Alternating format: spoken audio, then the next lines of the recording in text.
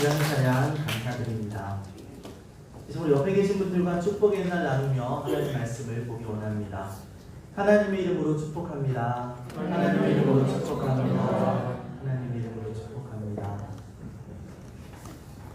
매번 느끼는 건데요. 하나님 이름으로 축복하실 때 왜 한쪽만 하시고 반대쪽은 안 하시는지 모르겠습니다. 양쪽을 다 하셨으면 좋겠습니다.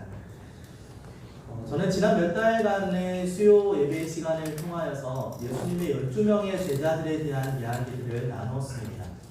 오늘 본문 말씀도 그 당시 한번 나눴던 말씀인데요. 코로나 상황으로 인해서 많은 분들이 참석할 수 없기도 하였고, 또 이 본문의 내용은 성도님들과 다 함께 나누었으면 좋겠다라는 부분이 있어서 오늘 말씀을 더 많이 준비를 해보고 또 다시 보강해서 한번 전하려고 준비했습니다.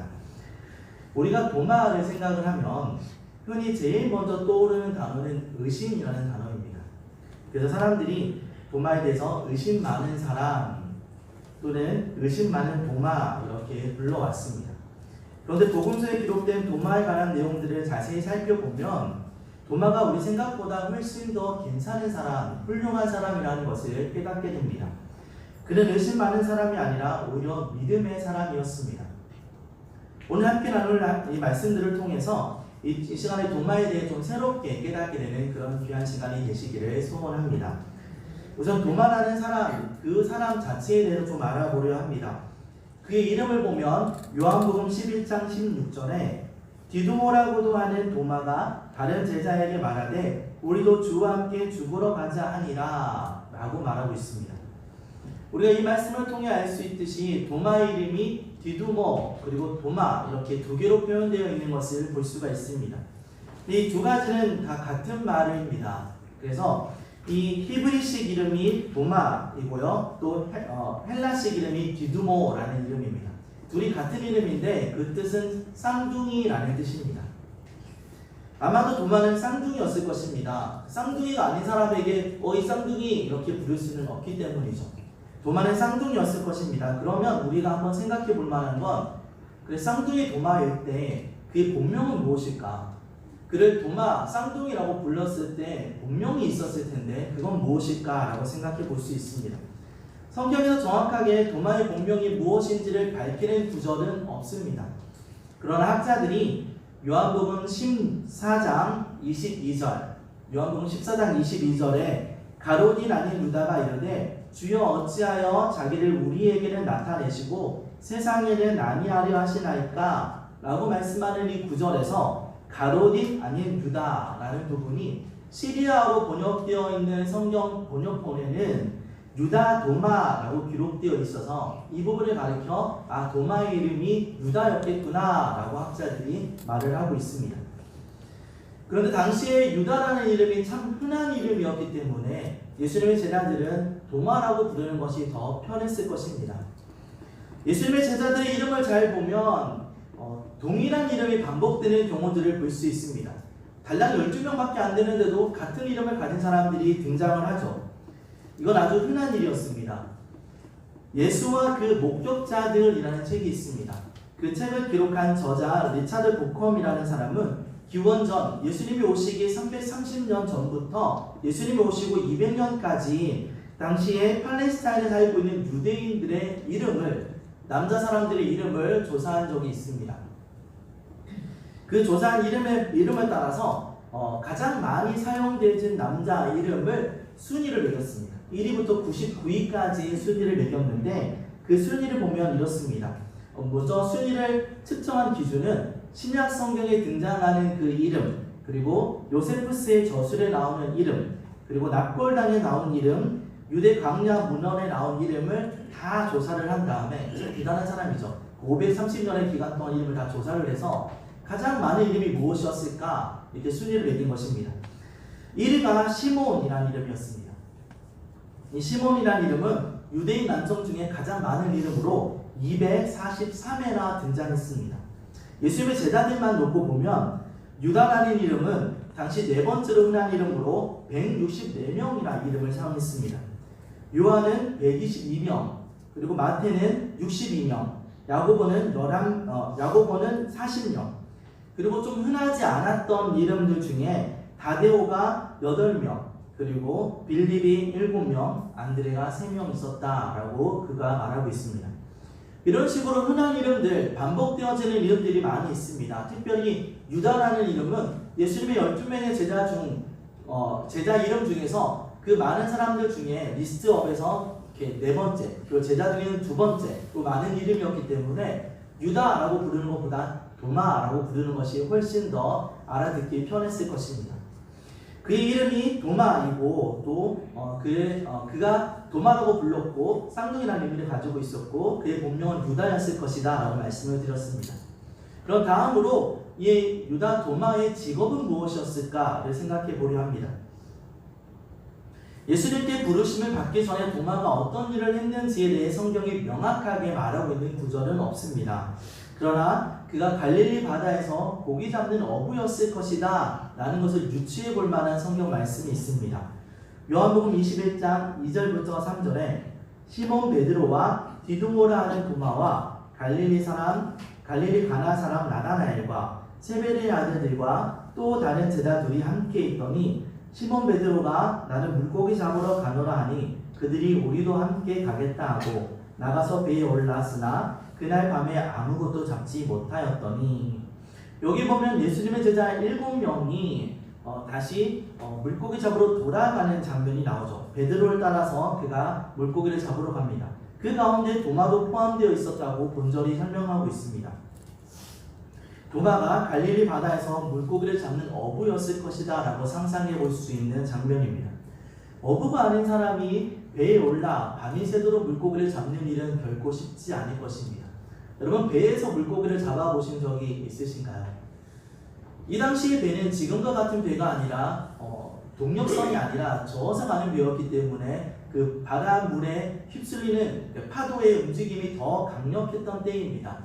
배에 올라서 물고기를 잡지 않았던 사람은 멀미를 견디기 아마도 힘들었겠죠. 그것도 밤새도록 이 일을 하는 것이 어려웠을 것입니다. 이 일은 전문적인 지식과 경험을 가진 어부들이 하는 일이었습니다. 지금 도마는 제자들이 가니까 그래 나도 그냥 한번 해보지 뭐 라는 마음으로 가는 것이 아니라 다시 생업으로 돌아간 것입니다. 그래서 학자들이 이를 가리켜 도마의 직업은 어부였을 것이다 라고 말을 하는 것입니다. 우리는 조금 전에 이제 도마의 배경으로 도마의 이름과 도마의 직업에 대한 이야기를 살펴보았습니다.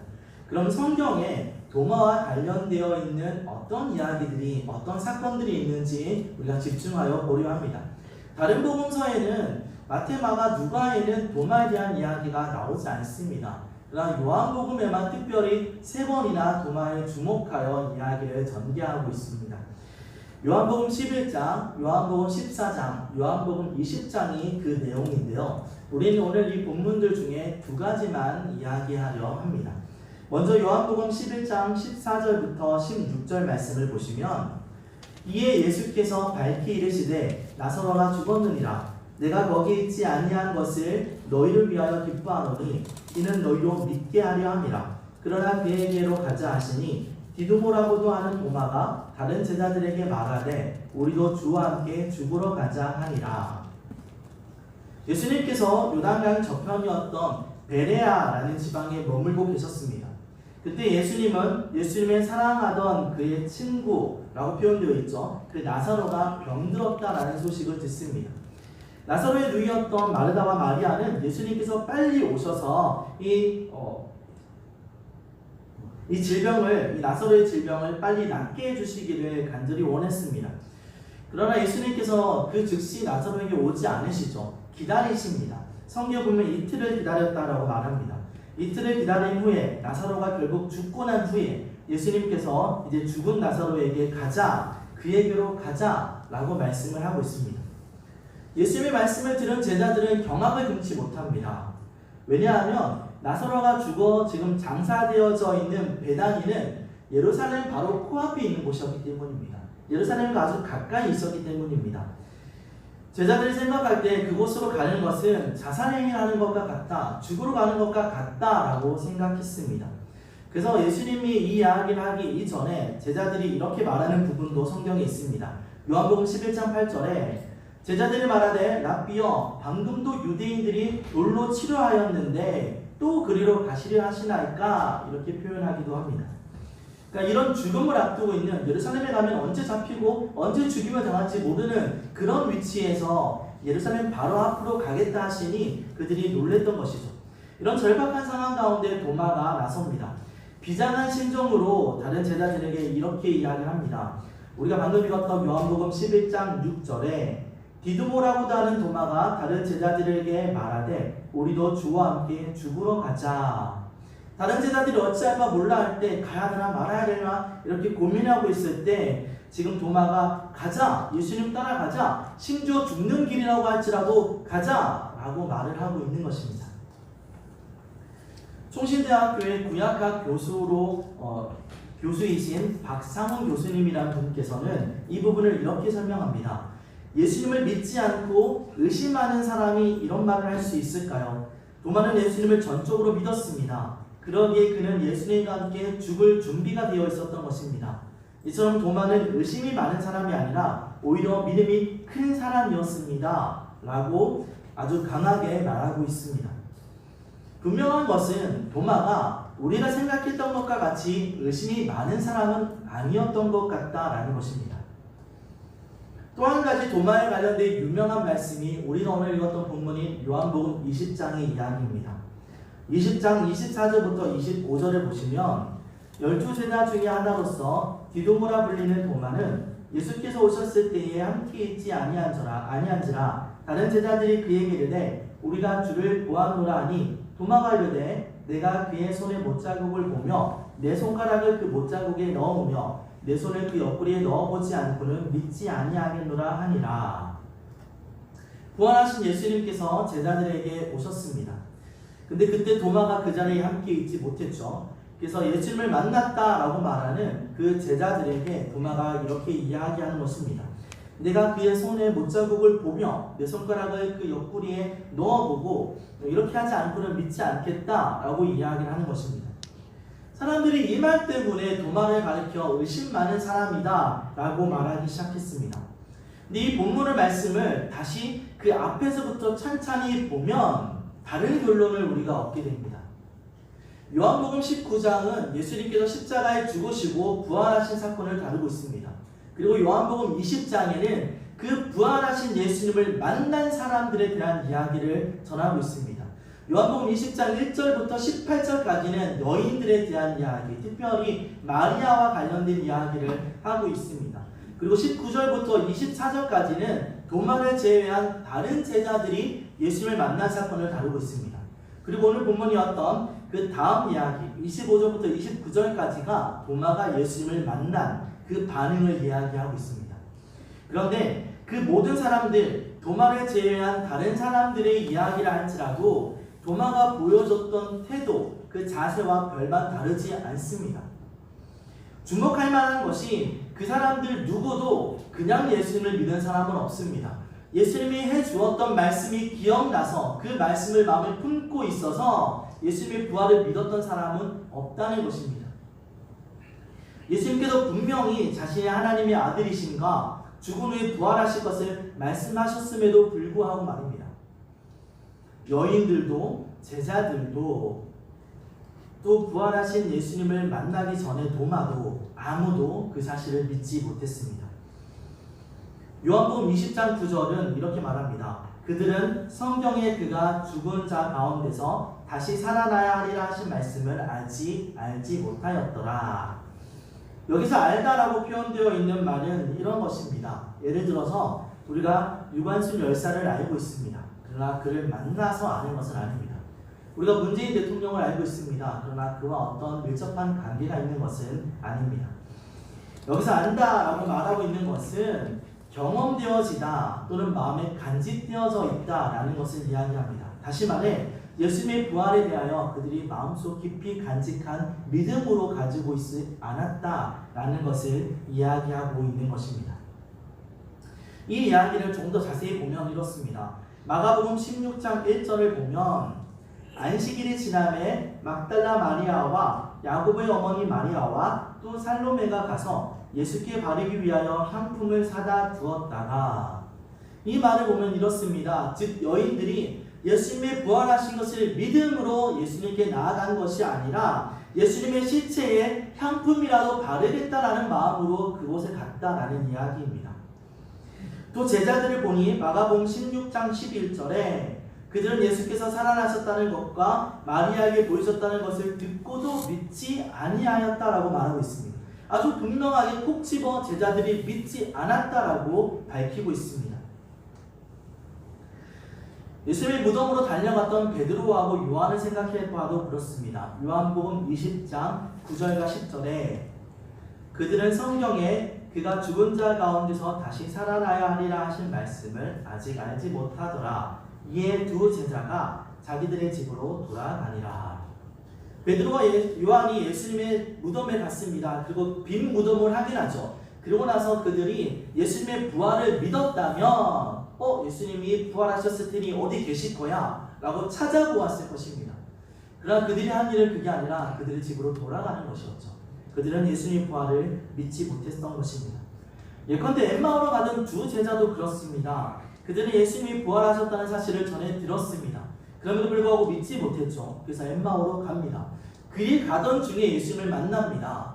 그래야 예수를 만남으로 말미암아 그제서야 그 사실을 믿게 되고 그들이 돌아와 그 사실을 다른 제자들에게 말하여 줍니다. 그러나 그들이 믿지 않습니다. 아니 여인들의 말을 믿지 않았던 수준을 넘어서 자신들과 함께했던 그 제자 중에 두 사람이 말하는데도 여전히 믿지 못합니다. 마가복음 16장 13절에 두 사람이 가서 남은 제자들에게 알리었으되 역시 믿지 아니하니라. 이 말씀들을 종합해 보면 도마만 믿음 없는 사람이 아니었다는 것을 우리가 알 수 있습니다. 도마만 빼고 다른 제자들, 다른 여인들, 다른 사람들이 다 믿었는데 도마만 안 믿었더라가 아니라 도마나 여인들이나 다른 제자들이나 다 동일하게 믿지 않았다라는 것을 알 수 있는 것입니다. 제자들도 믿지 못했다가 예수님이 나타나심으로 믿게 됩니다.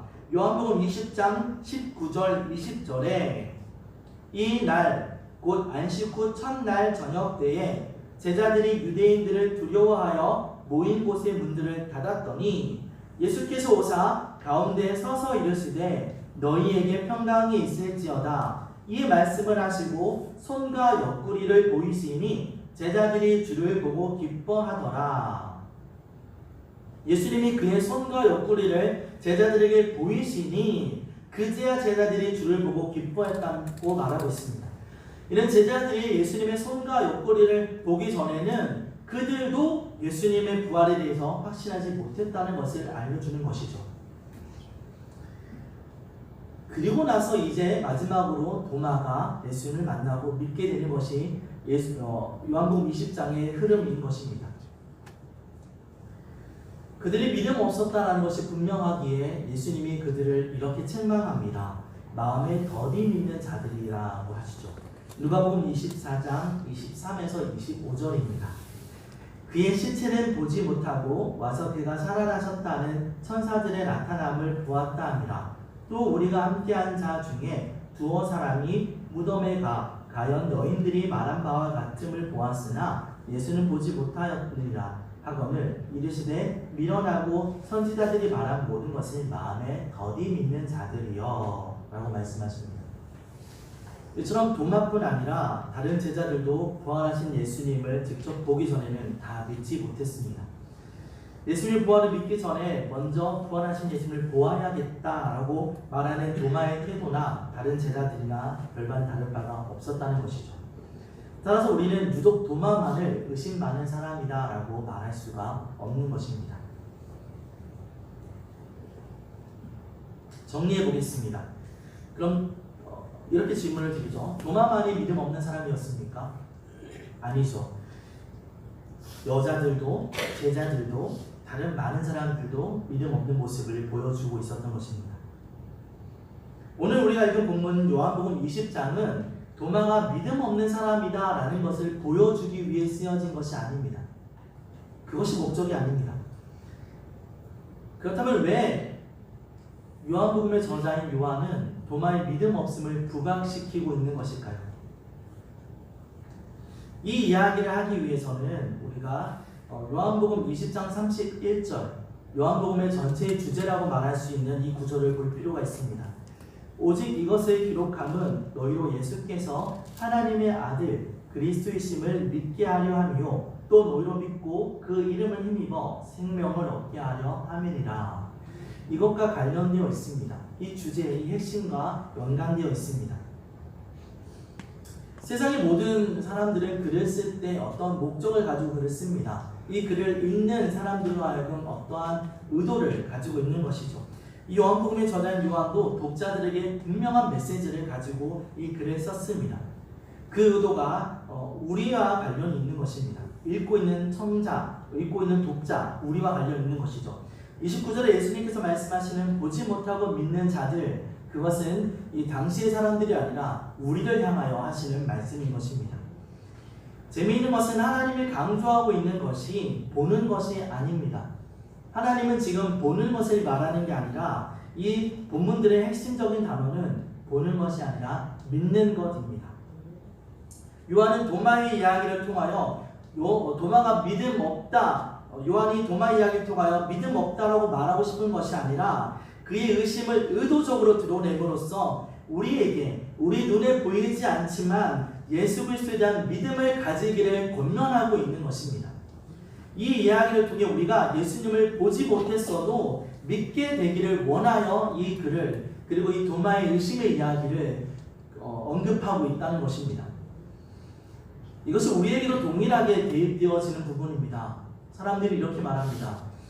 하나님, 내가 하나님을 보기를 원합니다. 내가 하나님을 보지 않고는 믿지 못하겠습니다. 도마나 우리나 별반 다름이 없겠죠. 의심하는 그 모습이나요. 그러나 성경은 우리에게 분명하게 말하고 있습니다. 우리가 가져야 될 자세가 보는 것이 아니라 믿는 것에 달려있다는 것입니다. 오늘 본문 말씀들을 보면 그렇습니다. 예수님이 보는 것이 아니라 믿는 것을 강조하고 있다는 것이죠. 성경은 우리를 하여금 보게 하는 것이 목적이 아니라 믿게 하는 것이 목적입니다. 요한복음의 저자인 요한은 우리로 하여금 보려 하느냐 보는 것이 아니라 이 이야기를 통하여 너희가 믿게 되기를 원한다. 그리고 생명을 얻기를 원한다. 이것이 요한복음 20장 32절에 말하는 요한복음 전체의 주제인 것입니다. 우리가 한번 생각해 볼 필요가 있습니다. 도마가 어떻게 예수님을 믿게 되었는지를 생각해 봐야 합니다. 본문 25절과 예수님이 말씀하는 27절, 25절에는 도마가 부활했다고 말하는 제자들에게 이야기한 내용이고 27절은 예수님이 도마에게 말씀하고 있는 내용입니다. 이 두 구절을 우리가 한번 주목하여 볼 필요가 있습니다. 왜냐하면 이 두 구절의 내용이 동일하기 때문입니다. 도마는 이렇게 말하죠. 다른 제자들이 그에게 이르되 우리가 주를 보았노라 하니 도마가 가로되 내가 그의 손에 못자국을 보며 내 손에 손가락을 그 못자국에 넣으며 내 손을 그 옆구리에 넣어보지 않고는 믿지 아니하겠노라 하니라. 예수님께서 도마에게 말씀하십니다. 도마에게 이르시되 내 손가락을 이리 내밀어 내 손을 보고 내 손을 내밀어 내 옆구리에 넣어보라. 그리하고 믿음 없는 자가 되지 말고 믿는 자가 되라. 도마가 하는 말과 예수님이 도마에게 하시는 말씀이 동일한 상황 가운데 있습니다. 여기서 우리는 좀 소름 돋아야 됩니다. 전율해야 됩니다. 왜 그러냐면 어떻게 예수님은 그 자리에 없었는데 이를 동일하게 말하고 있는 것일까요? 우리가 여기서 알 수 있는 한 가지는 예수님께서 말씀하고 있는 보지 못하고 믿는 자라는 말의 전제는 하나님이 우리와 함께 하신다라는 것입니다. 우리가 보는 육체의 눈으로는 예수님은 그 자리에 없었습니다. 다른 제자들과 도마가 말하고 있을 때 예수님은 없었습니다. 하지만 후에 나타나신 예수님은 마치 도마가 말하는 그 시간에 그 자리에 있었던 것처럼 도마가 말하는 것을 모두 다 들었던 것처럼 아주 정확하게 도마에게 반응하고 있습니다. 좀 더 정리해서 말하면 이렇습니다. 예수님께서는 그 자리에 계셨고 도마가 말하는 것을 들으셨고 그것을 지금 도마에게 아주 적절하게 반응하고 계신 것입니다. 여러분, 예수님은, 하나님은 우리가 하는 모든 말을 들으시며 우리가 있는 모든 장소에 함께 계십니다. 어디에나 계시고 또 우리에게 우리의 하는 모든 말을 들으십니다.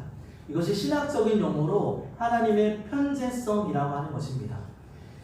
우리가 보지 않고 믿지 않을 수 있는 그것은 그 유일한 근거는 하나님이 우리와 언제나 어디서나 함께 하시고 우리의 말씀을 듣고 계시다는 것이 그것이 우리에게 보지 않고도 믿을 수 있는 근거가 되는 것입니다. 도마는 이 일을 경험하며 이렇게 고백합니다. 요한복음 20장 28절에 나의 주시여 나의 하나님이시니라 라고 말합니다. 이전까지 도마와는 전혀 다른 모습입니다. 이전까지 도마의 관심사는 예수님이 정말로 부활했는가 였습니다. 정말로 예수님이 부활했는가, 내가 그 주를 만나보고 만져보지 않고는 믿지 못하겠다가 그의 관심사였다면, 지금 도마의 고백은 다릅니다. 전혀 다른 한 단계 더 높은 그런 말을 이야기하는 것입니다. 예수님이 나의 주님이시고 나의 하나님이십니다. 당신이 부활했느냐 그 사실이 이제 중요한 게 아닙니다. 당신이 정말로 살아나느냐가 중요한 게 아니라 당신이 정말로 하나님이시군요. 당신이 정말로 나의 주님이시군요. 라는 고백을 지금 하고 있다는 것입니다. 그럼 어떻게 도마가 이렇게 변했을까요? 도마의 관심사가 부활하신 예수님에서, 아니 당신이 정말로 하나님이고 참 주인이라고 고백하는 대로 어떻게 변화되게 되었던 것일까요? 성경은 도마가 예수님의 손을 만져보았다고 얘기하지 않습니다. 예수님의 옆구리에 손을 넣어보았다고 얘기하지 않습니다. 그런 내용이 전혀 없습니다. 예수님께서 말씀하신 후에 바로 도마가 당신은 나의 하나님입니다, 나의 주님입니다 라고 고백하고 있습니다. 그렇다면 논리적으로 볼 때 도마의 반응은 예수님께서 나타나셔서 하신 그 말씀을 듣고 고백했다고 보는 것이 논리적인 것입니다.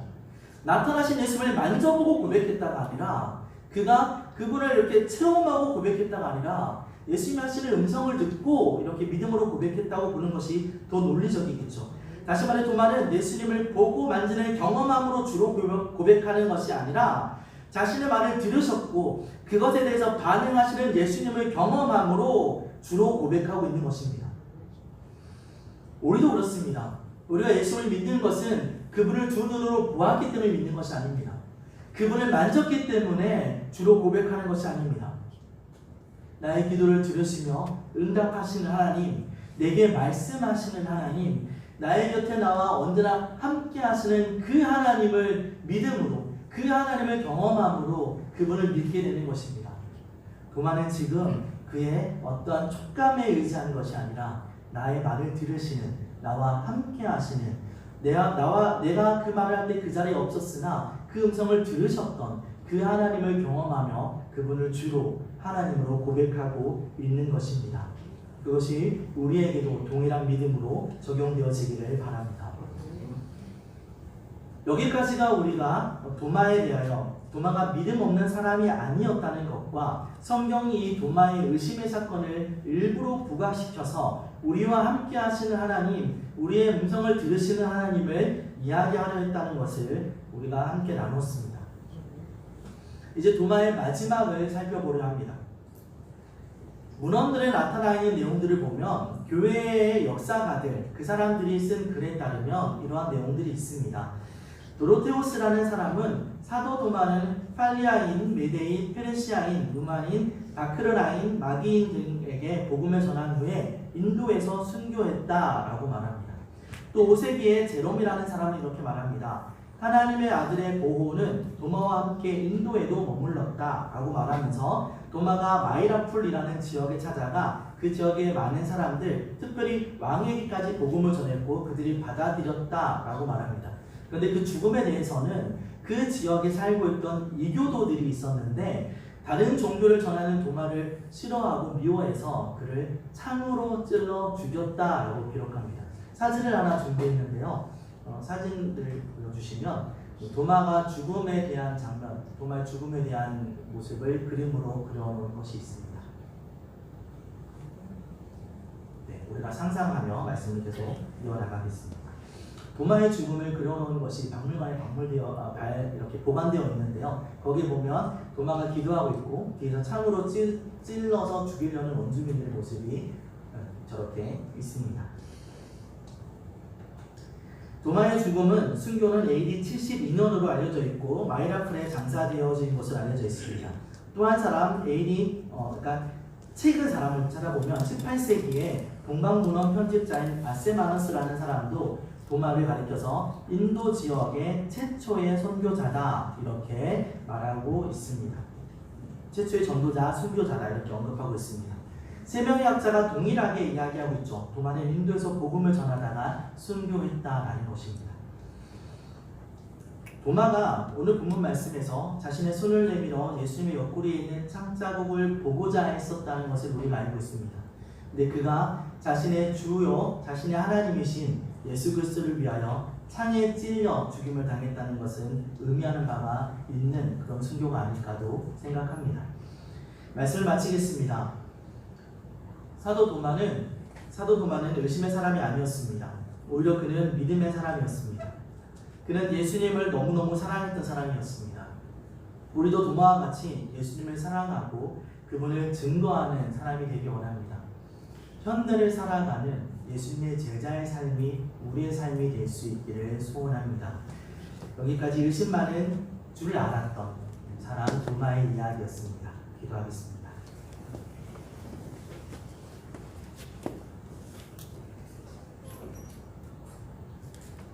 하나님, 도마가 의심이 많은 줄 알았습니다. 그가 예수님을 만져보아야 한다고 말했을 때 그가 믿음이 없는 줄 알았습니다.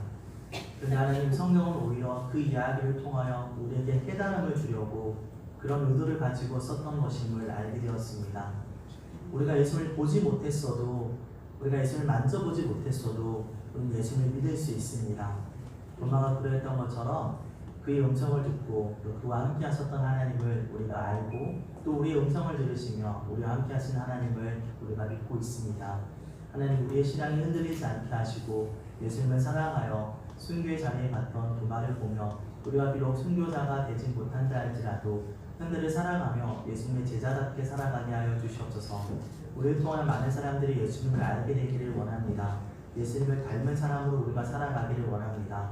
하나님, 타협하며 우리를 즐겨하는 사람이 아니라 하나님 세상 가운데서도 굳게 서서 하나님 말씀으로 또 예수님의 가르침을 따라 살아가는 그런 귀한 예수님의 제자가 다 되게 하여 주시옵소서. 감사합니다. 거룩하신 예수님의 이름으로 기도드렸습니다. 아멘.